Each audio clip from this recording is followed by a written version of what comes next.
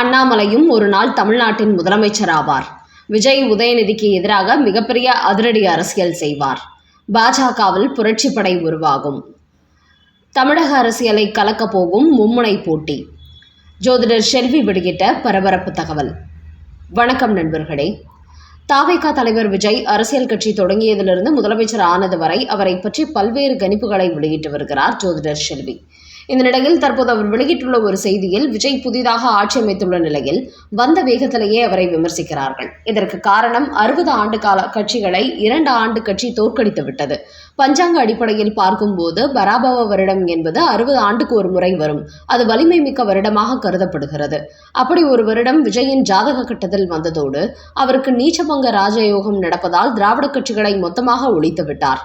விஜய் கட்சியில் வெற்றி பெற்ற அதிகமானவர்களுக்கு 100க்கு 100% அரசியலே தெரியாது.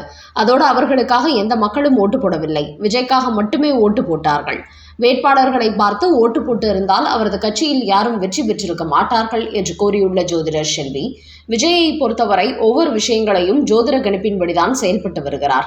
அவருக்கு குரு புத்தி இருந்ததால் தான் உடனடியாக அவரால் பதவியேற்க முடியவில்லை. இந்த நிலைப்பாடு 2028ஆம் ஆண்டு வரை ஏற்படும். அதோடு நெற்றியில் பொட்டு வைத்திருக்கும் அவர் கையில் சிவப்பு கயிறு கட்டியுள்ளார். இது எதிரிகளை வீழ்த்துவதோடு திருஷ்டியை போக்கும். இந்த சிகப்பு கயிறு அவருக்கு பாதுகாப்பு கொடுக்கும்.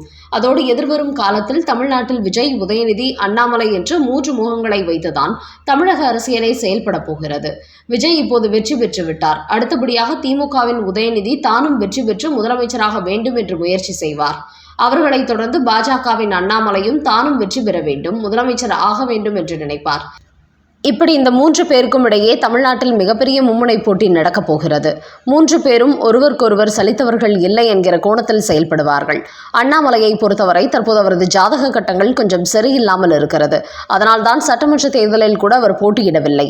ஆரம்ப காலத்தில் ஜாதக கட்டங்களை கணிக்காமல் தேர்தல் களத்தில் குதித்தார். ஆனால் எதிர்பாராத தோல்விகளை சந்தித்தால் இப்போது ரொம்ப கவனமாக செயல்படுகிறார்.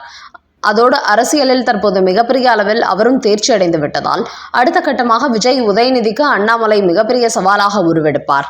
அண்ணாமலையால் தான் தமிழ்நாட்டில் பாஜக வளர்ச்சியடைய போகிறது என்பதை டெல்லி மேலிடமும் கணித்து விட்டார்கள். குறிப்பாக கடந்த மக்களவைத் தேர்தலில் பாஜக மட்டும் 11.5% ஓட்டுகளை பெற்றது. ஆனால் இந்த சட்டமன்ற தேர்தலில் 2% மட்டுமே பெற்றுள்ளது. இதுபோன்ற விஷயங்களை கணக்கிட்டு பார்க்கும் மோடியும் அமித்ஷாவும் தமிழ்நாட்டில் அண்ணாமலையால் தான் பாஜகவை வளர்க்க முடியும், வெற்றி பெற முடியும் என்பதை புரிந்து கொள்வார்கள். அதனால் அடுத்தபடியாக அண்ணாமலை மீண்டும் தமிழக பாஜகவில் ரீஎன்ட்ரி கொடுக்கும் போது மிகப்பெரிய அரசியல் போர் வெடிக்கும். எப்படி விஜய்க்கென்று, உதயநிதி என்று ஒரு தொண்டர் கூட்டம் உள்ளதோ அதே போன்று அண்ணாமலைக்கென்றும் ஒரு பெரிய தொண்டர் படை உருவாகும். அப்போது அண்ணாமலையின் கையும் அரசியலில் ஓங்கும்.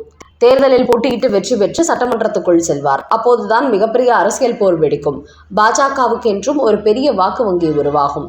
அந்த காலகட்டத்தில் தான் முதல்வர் நாற்காலியை நோக்கி அண்ணாமலை முன்னேறுவார். இப்போதுதான் அவரது ஜாதக கட்டங்கள் பெரிதாக வேலை செய்யவில்லை. ஆனால் போக போக அரசியலில் அண்ணாமலையும் பெரிய அளவில் பிரகாசிப்பார் என்று கூறியுள்ள ஜோதிடர் செல்வி, உதயநிதியின் ஜாதகப்படி சில இடங்களில் அவர் பின்வாங்கினாலும் அவர் பின்னணியில் திமுக என்கிற ஒரு மிகப்பெரிய கட்சி இருப்பதால் அவருக்கு அழுத்தம் கொடுப்பார்கள். அதனால் அரசியல் களத்தில் விஜய்க்கும் அண்ணாமலைக்கும் எதிராக அவர் நின்று கம்பு சுத்த வேண்டிய கட்டாயத்துக்கு தள்ளப்படுவார். என்றாலும் இனிவரும் காலங்களில் திராவிட கட்சிகள் ஆட்சியை பிடிப்பது கடினமாகிவிடும். அதோடு அடுத்தபடியாக தமிழக அரசியலில் முதியவர்கள் ஓரங்கட்டப்பட்டு இந்த 3 பேரும் தான் ஆளுக்கு ஒரு குறிப்பிட்ட சதவீத ஓட்டுகளை பிரித்து கொண்டு மிகப்பெரிய அரசியல் செய்ய போகிறார்கள். அவர்களது ஜாதக கட்டங்கள் மாறி மாறி வருவதால் இப்போது விஜய் ஆட்சி அமைத்தவுடன் நிலையில் எதிர்காலத்தில் அண்ணாமலை, உதயநிதிக்கும் அதுபோன்ற சூழல் ஏற்படும். விஜய் மட்டுமே நிரந்தரமான முதலமைச்சராக இருக்க முடியாது. தற்போது அவருக்கு ஜாதக கட்டங்கள் உச்சத்தில் இருப்பதால் 2 திராவிட கட்சிகளையும் வீழ்த்திவிட்டார். ஆனால் அவருக்கான ஜாதக கட்டங்கள் அவருக்கு எதிராக திரும்பும் போது அரசியல் களத்தில் இருக்கும் அண்ணாமலை, உதயநிதி போன்றவர்களுக்கும் வெற்றி வாய்ப்புகள் உருவாகும் என்று கூறியிருக்கும் ஜோதிடர் செல்வி, தமிழக அரசியலில் உருவெடுத்துள்ள சனாதன தர்ம அரசியல் தமிழ்நாட்டில் பாஜக இன்னும் அழுத்தமாக வேரூன்றுவதற்கு காரணமாக அமையப் போகிறது. எப்படி கிறிஸ்தவ முஸ்லிம்களுக்கு என்று வாக்கு வங்கி இருக்கிறதோ அதே போன்று இந்துக்களுக்கும் அடுத்தபடியாக ஒரு பெரிய வாக்கு வங்கி உருவாகப் போகிறது. ஜாதி ரீதியாக இந்துக்கள் பிரிந்திருந்தாலும் 50% இந்துக்கள் ஒன்றிணைந்து விடுவார்கள். அதனால் தற்போது மிகப்பெரிய அளவில் சரிவடைந்திருக்கும் பாஜக எதிர்காலத்தில் தமிழ்நாட்டில் கண்டிப்பாக வளர்ச்சி அடையும். குறிப்பாக தற்போது கேரளாவை டார்கெட்டாக வைத்திருக்கும் டெல்லி பாஜக அங்கு வெற்றி பெற்றதும் தமிழ்நாட்டை தான் டார்கெட் செய்வார்கள். அதனால் எதிர்காலத்தில் தமிழக பாஜகவில் அண்ணாமலைக்கு கூடுதல் முக்கியத்துவம் கொடுப்பதோடு அவரது தலைமையில் ஆட்சி அமைப்பதற்கு கூட அதிகப்படியான வாய்ப்புகள் உள்ளது என்றும் ஜோதிடர் செல்வி தெரிவித்துள்ளார். அடுத்த செய்தி. விஜய் அரசு மீது பாயப்போகும் சிபிஐ விசாரணை. உச்சநீதிமன்றத்திற்கு பறந்த குதிரை பேர ஆதாரங்கள். 2026 சட்டமன்ற தேர்தலில் தமிழக வெற்றிக் கழகம் வெற்றி பெற்றுள்ள நிலையில் அறுதி பெரும்பான்மை கிடைக்காததால் குதிரை பேரத்தில் ஈடுபட்டுள்ளார்கள். இது அரசியல் வட்டாரங்களில் கடும் விமர்சனங்களை ஏற்படுத்தி இருப்பதோடு குதிரை பேரம் நடந்ததற்கான அதிர்ச்சி ஆதாரங்களும் டெல்லிக்கு பறந்துள்ளது. இதுகுறித்து அதிமுக எம்பி இன்பதுரை வெளியிட்டுள்ள ஒரு செய்தியில், கடந்த 1993ஆம் ஆண்டில் எப்படி நரசிம்மராவ் மீது சிபிஐ வழக்கு பாய்ந்ததோ அதேபோன்று தற்போதைய முதல்வர் விஜய் மீதும் சிபிஐ விசாரணை பாயப்போகிறது என்று தெரிவித்திருக்கிறார். மேலும் 1991ஆம் ஆண்டில் நடைபெற்ற தேர்தலில் PV நரசிம்மராவ் தலைமையில் காங்கிரஸ் அரசுக்கு பெரும்பான்மை கிடைக்காமல் 13 இடங்கள் குறைவாக இருந்தன. இதனால் அதன் பிறகு 1993ஆம் ஆண்டில் எதிர்க்கட்சிகள் நம்பிக்கையில்லா தீர்மானத்தை கொண்டு வந்ததால் அதை முறியடிக்க அவருக்கு 13 எம்பிகளின் ஆதரவு தேவைப்பட்டது. அதையடுத்து நடந்த வாக்கெடுப்பில் நரசிம்மராவ் அரசு 265 வாக்குகள் பெற்று வெற்றி பெற்றது. ஆனால் அப்போது ஜார்க்கண்ட் முக்தி சிபு சோரன் உள்ளிட்ட எம்பிகள் நரசிம்மராவுக்கு ஆதரவாக வாக்களிக்க லஞ்சம் பெற்றதாக குற்றச்சாட்டுகள் எழுந்தது. அதன் பிறகு சிபிஐ வழக்கு பதிவு செய்து விசாரணை நடத்தப்பட்டது. இதன் காரணமாக அப்போது பிரதமராக இருந்த நரசிம்மராவ் மற்றும் பூட்டா சிங், சதீஷ் சர்மா ஆகியோர் மீதும் சிபிஐ விசாரணை நடைபெற்றது.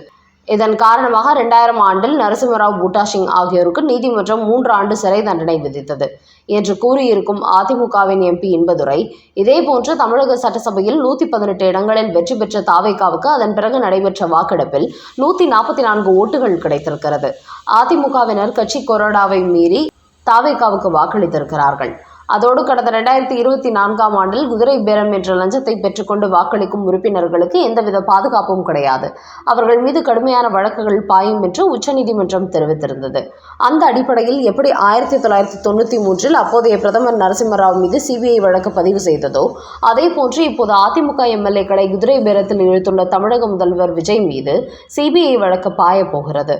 அதற்காக தற்போது அதிமுக அழுத்தம் கொடுத்து வருகிறது என்று கூறியிருக்கும் அவர், நம்பிக்கை வாக்கெடுப்பில் விஜய் வெற்றி பெற்றாலும் அதிமுக கொறடா உத்தரவை மீறி அதிமுக எம்எல்ஏக்கள் தமிழக வெற்றிக் கழகத்திற்கு வாக்களித்தது மன்னிக்க முடியாத குற்றமாகவே பார்க்கப்படுகிறது. தாவேகாவுக்கு எதிரான ஓட்டுகள் தான் அதிகமாக விழுந்தது.